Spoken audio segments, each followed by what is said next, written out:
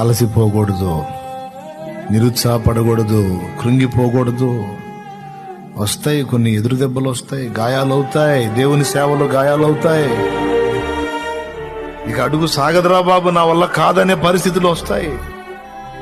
విశ్వాసికి వస్తాయి, సేవకునికి వస్తాయి, సేవకురాలికి వస్తాయి, పరిచారకుడికి వస్తాయి, పరిచారకురాలికి వస్తాయి. నా వల్ల కాదు అన్న పరిస్థితులు వస్తాయి.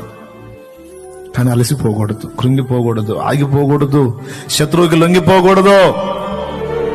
ఏమైనా గాని నా ఊపిరిన్నంత వరకు పడతా లెగుస్తానైనా సరే నా ప్రభులోనే, నా ప్రభు పనిలోనే, నా తండ్రి చిత్తము నెరవేర్చడంలోనే నా జీవితాన్ని రేపు నేను కన్ను మూస్తే నా యజమానుడు కూడా నన్ను ముద్దు పెట్టుకోవాలి. శభాష్ రా, నా యజమానుడు కూడా నన్ను ముద్దాడాలి. శభాష్ తల్లి, నా కుమారి. జాగ్రత్త నాయనా, అందరిలాగా ప్రవర్తించొద్దయ్యా. నిన్ను కొంచెం ప్రత్యేకంగా దృష్టిలో పెట్టుకున్నాను. అందరిలాగా ఆలోచించొద్దయ్యా, అందరిలాగా ప్రవర్తించొద్దయ్యా, కొంచెం ప్రత్యేకంగా ఉండరా.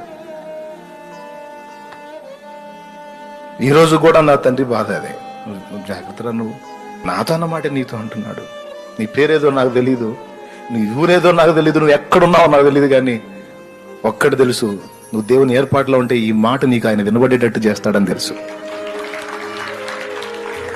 నువ్వు ఆ ప్రత్యేకింపబడిన వ్యక్తులలో ఉంటే ఇది ఖచ్చితంగా నీ చెవికి చేరిద్దని తెలుసు నాకు. అందుకు చెప్తున్నాను, నిన్ను కూడా ఇంతే అంటాడు ఆయన.